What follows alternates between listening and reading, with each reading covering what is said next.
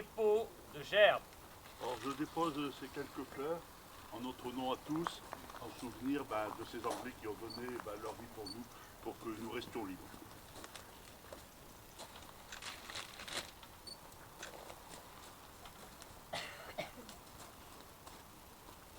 Sonnerie aux morts.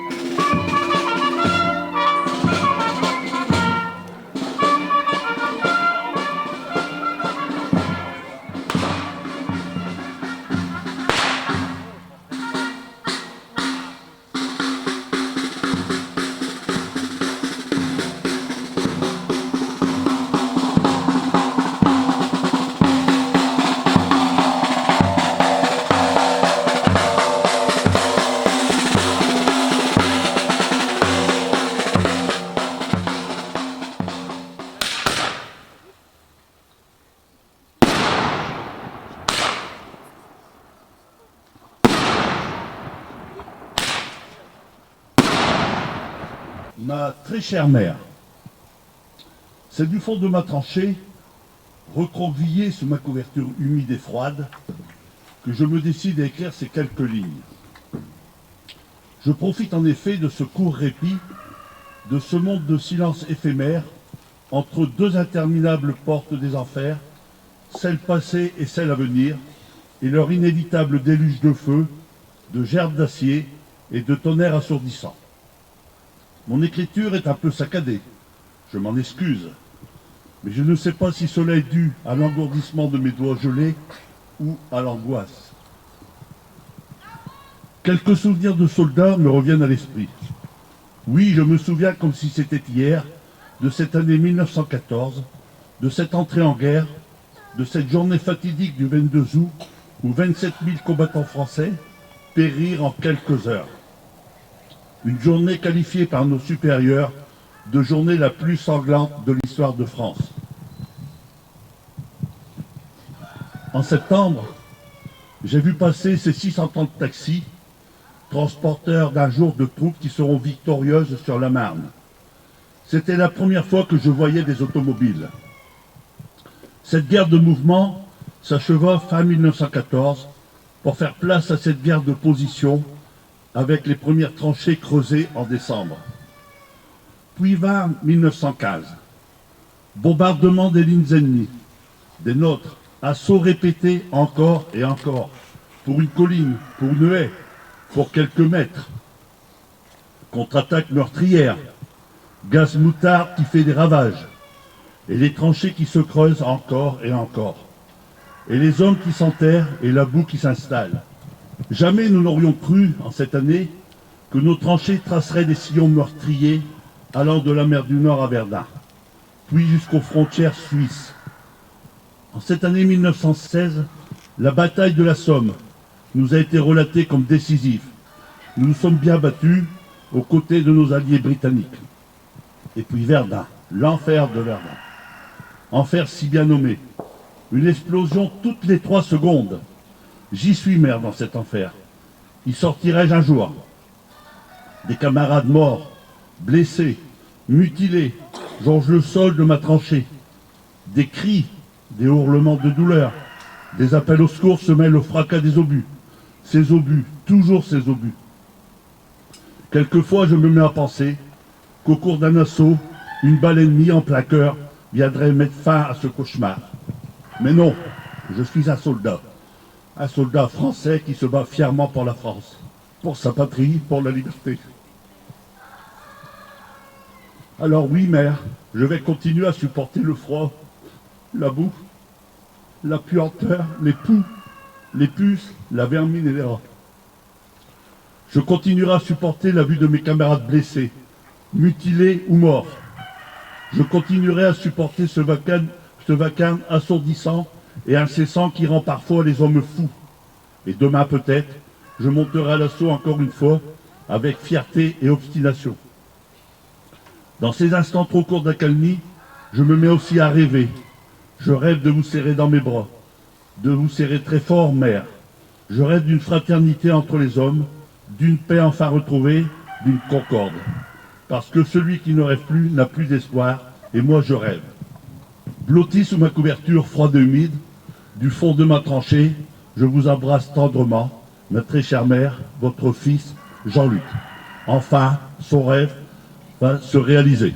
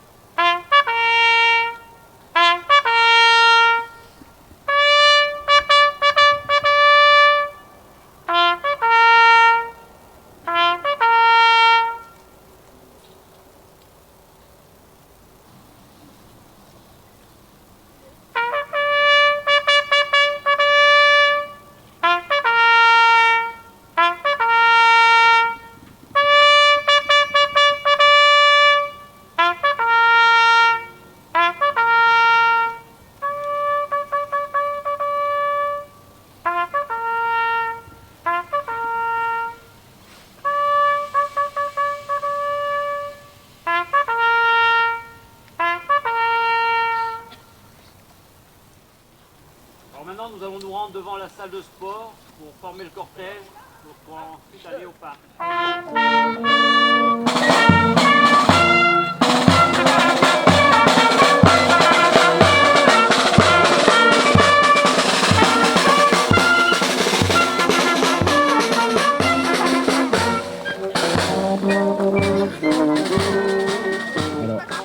Monsieur Dame Lila va déposer au nom de l'école et de la commune la première fleur pour l'année 1914.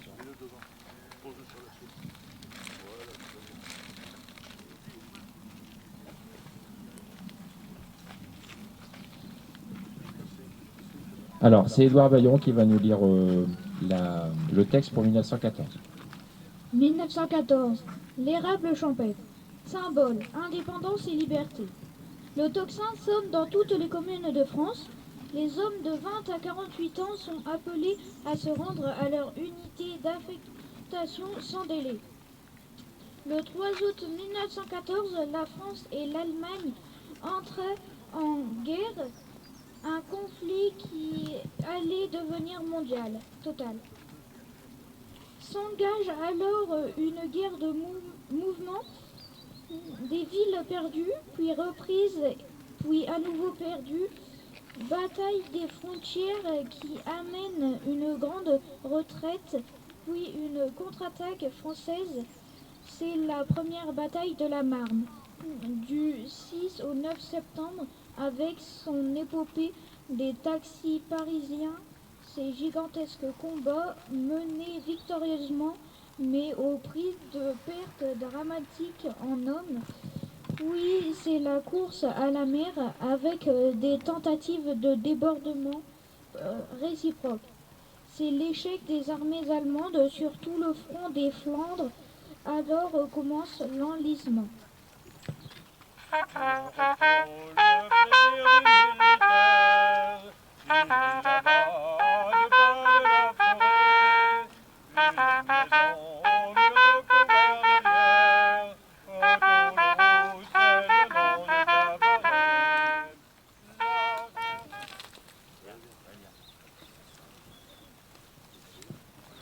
Alors, c'est Loïc Sénéchal qui va nous lire le texte qui correspond.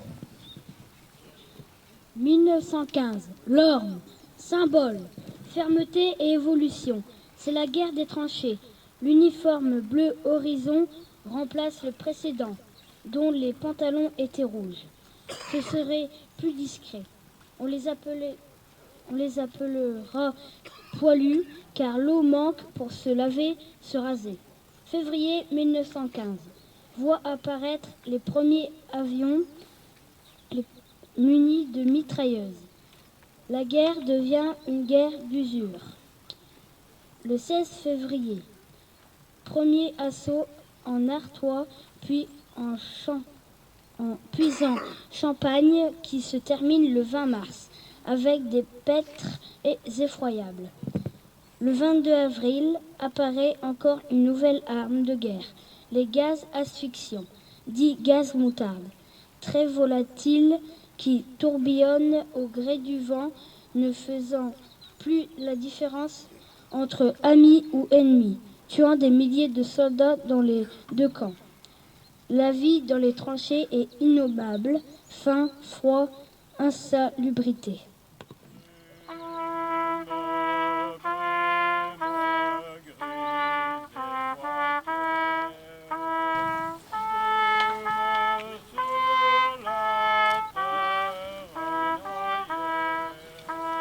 Et c'est Monsieur Édouard Bayon qui va lire le texte qui correspond. 1916, l'érable plane, symbole, indépendance et liberté. Le 21 février débute la bataille de Verdun, qui durera 10 mois et sera très meurtrière. Un front de 16 km en première ligne vient de s'ouvrir. Réaction française avec la mobilisation de 6000 canons qui emprunteront la voie sacrée pour amener le matériel et les hommes nécessaires. On les aura, avait écrit le maréchal Pétain. Toute une armée française a connu l'enfer de Verdun, 700 000 victimes françaises ou allemandes entre le mois de février et le mois de décembre. N'oublions pas le 1er juillet au 18 novembre, la bataille de la Somme sur un front de 45 km qui engagea côte à côte Français et Alliés. Débauche d'artillerie, de lignes barbelées de mitraille où 650 000 Français, Britanniques, Australiens et Néo-Zélandais périrent.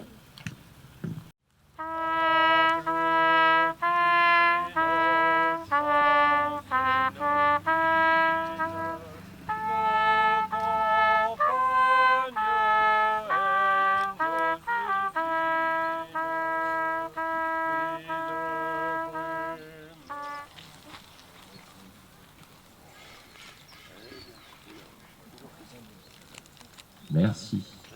Et c'est Lucas qui va lire le texte correspondant. 1917, le tilleul, symbole, protection, amitié, fidélité. Le symbole du tilleul reflète bien l'état d'esprit des combattants qui sont solidaires. Leur amitié perdurera toute leur vie pour ceux qui auront la chance d'en revenir.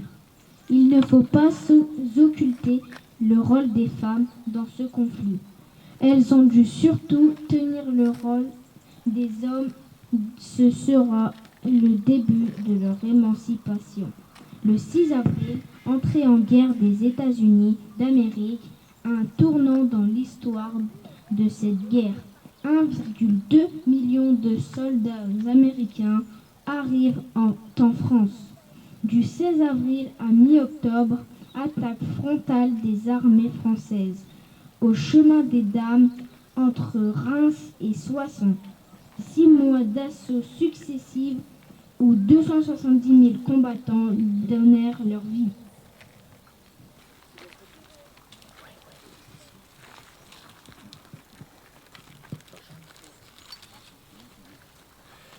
Alors, Édouard termine avec 1918.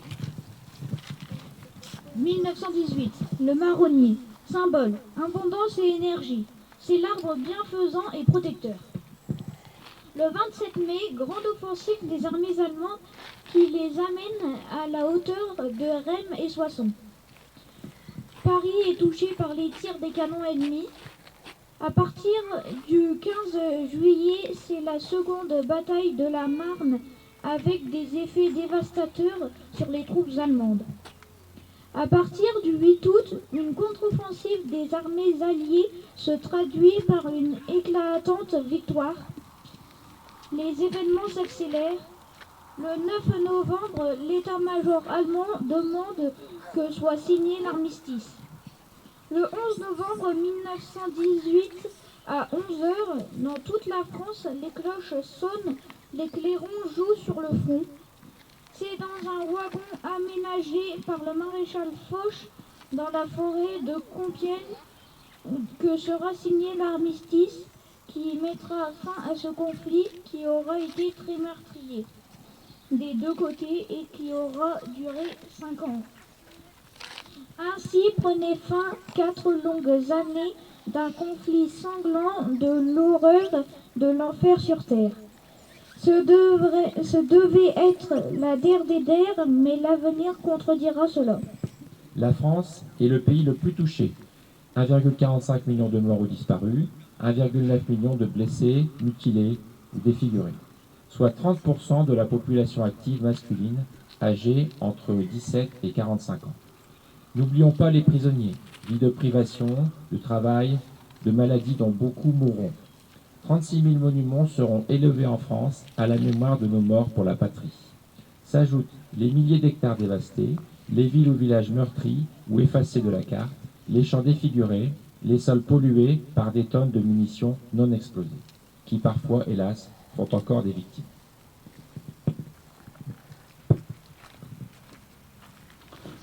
Quelques remerciements, je vais le faire comme ça peut-être, j'espère n'oublier personne. Un peu dans le désordre, Quentin et François, Quentin à la trompette, ils sont déjà partis, je sais pas, Quentin, François. Dans la tranchée, il y avait Yves, Anne, qui ont tiré voilà, les feux, voilà, on va les appeler comme ça. Et je voudrais remercier aussi nos 3 petits militaires qui ont accepté aujourd'hui de se rappeler ce que c'était des poilus il y a un peu plus d'un siècle. Merci au porte-drapeau, toujours fidèle. Merci au président de l'UNC et aux membres de l'UNC présents. Merci aux enfants, un grand merci d'être présents aujourd'hui. Merci à leurs parents de les avoir accompagnés. Merci Monsieur Drake, merci les enseignants qui sont là. Je pense que c'est des journées importantes. L'année dernière, on n'a pas pu, on a commémoré ce 11 novembre en comité très très restreint. Cette année, j'ai souhaité qu'on relève un peu, comme on dit, la tête et puis se souvenir surtout ce devoir de mémoire. Voilà. Encore merci à vous.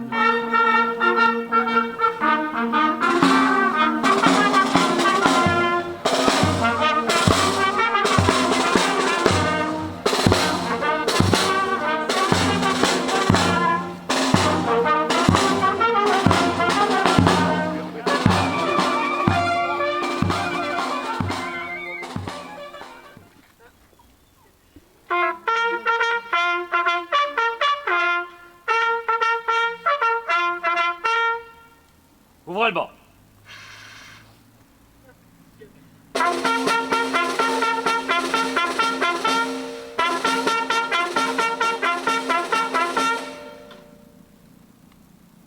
Attention pour les couleurs. Envoyez les couleurs.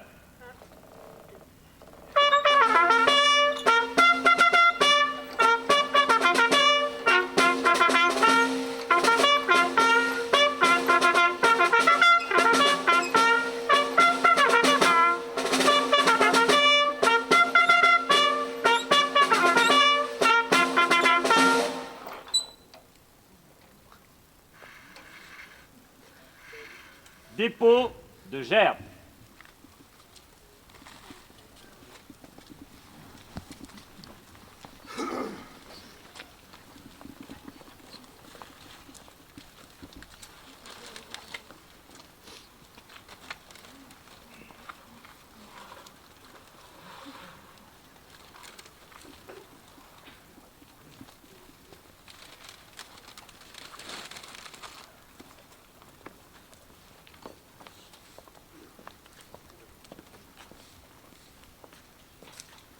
Allocution de Monsieur le maire.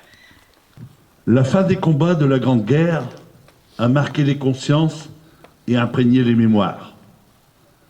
Événement qui transcende le temps et franchit les générations.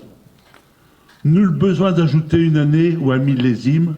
Ce jour et ce mois ont intégré depuis plus d'un siècle notre patrimoine commun. À la 11e heure du 11e jour du 11e mois, après 4 interminables années, le canon s'est tu. La fureur s'est calmée. Le dernier mort, le dernier tir, la dernière détonation.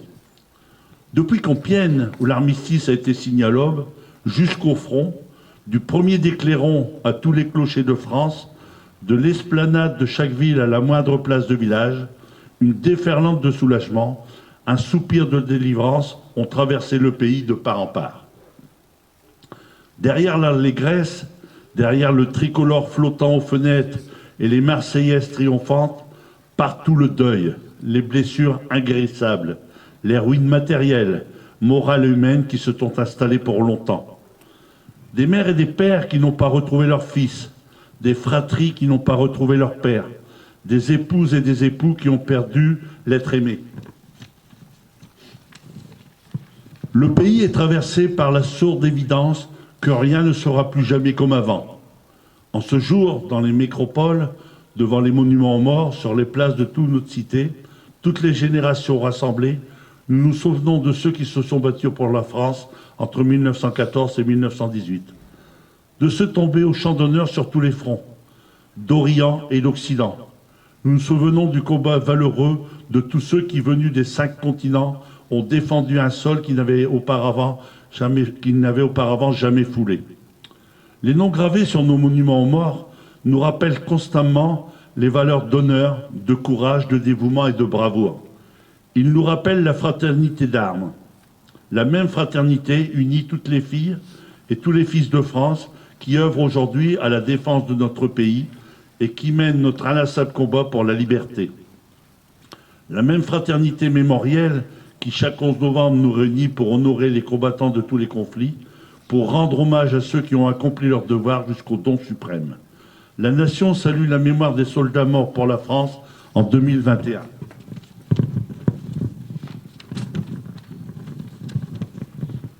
Le colonel Sébastien de Botta, commandant de la défense aérienne et des opérations aériennes, mort pour la France en Égypte le 12 novembre 2020.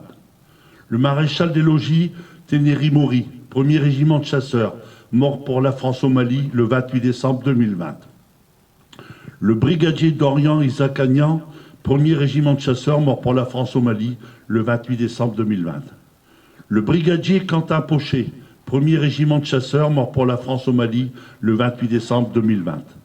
Le sergent-chef Yvan Wins, 2e régiment des Hussards, mort pour la France au Mali le 2 janvier 2021. Le brigadier-chef Loïc Rizier, 2e régiment des Hussards, mort pour la France au Mali le 2 janvier 2021. Et le sergent Maxime Blasco, 7e bataillon des chasseurs alpins, mort pour la France au Mali le 24 septembre 2021.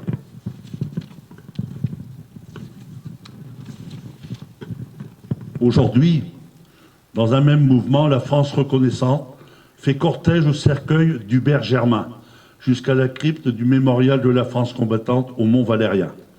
Selon la volonté du général de Gaulle, l'ultime compagnon de la libération y reposera.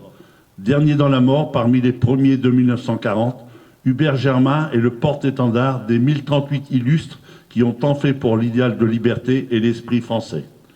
La flamme des compagnons s'est éteinte, mais nous sommes les dépositaires de ces braises ardentes. Entretenons-les sans cesse, ravivons-les inlassablement, en honorant ceux qui donnent leur vie pour la France et ceux qui la servent avec dévouement et courage. Vive la République et vive la France!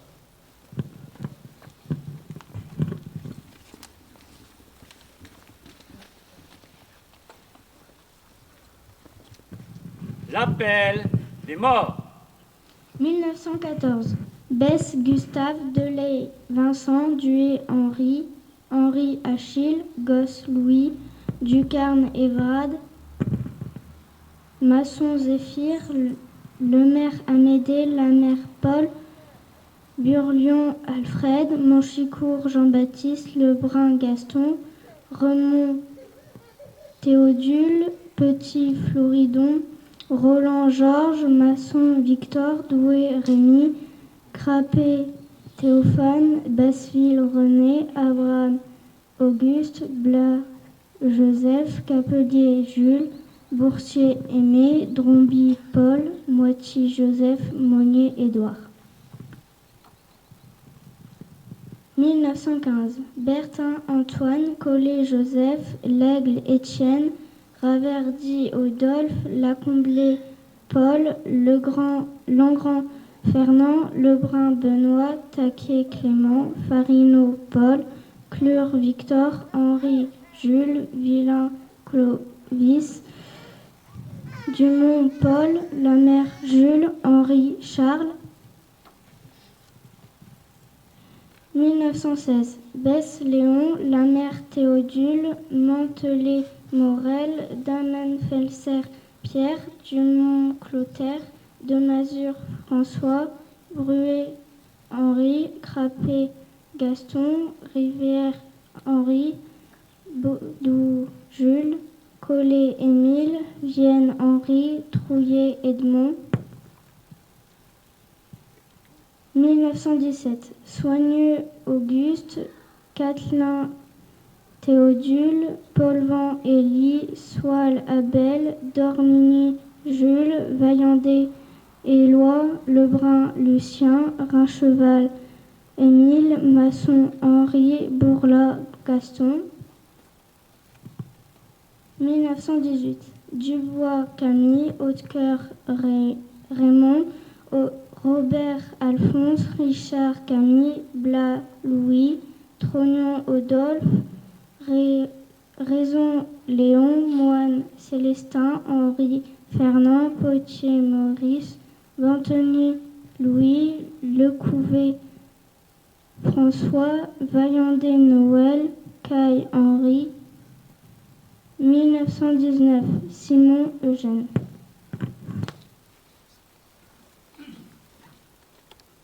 Sonnerie aux morts.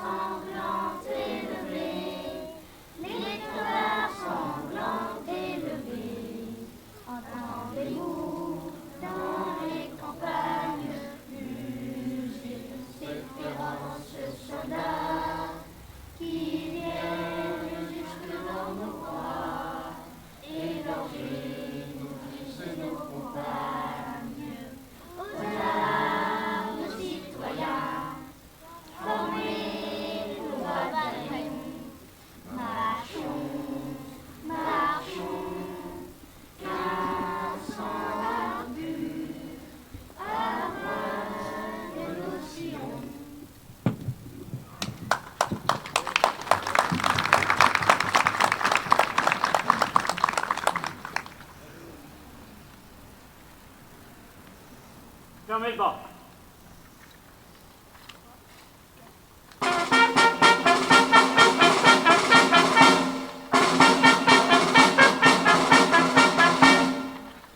Remise d'un signe de porte-drapeau. Sur ta gauche. Alors là,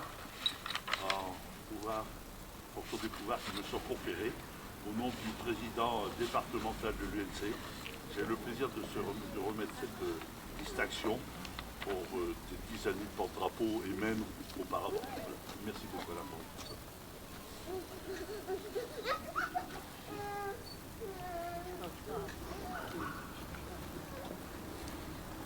Je crois qu'on peut l'applaudir. C'est beau. Je te donnerai tout à l'heure. Denis Baudchon.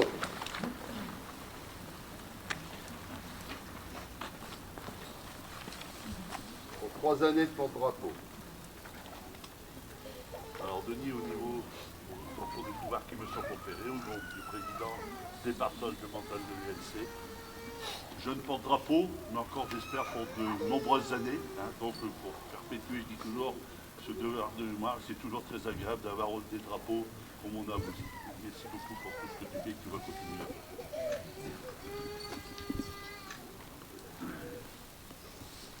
J'ai peur de te piquer. Hein. Aïe. Aïe, merci.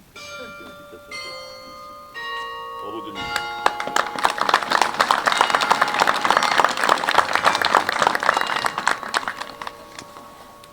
Alors nous arrivons au terme de cette commémoration.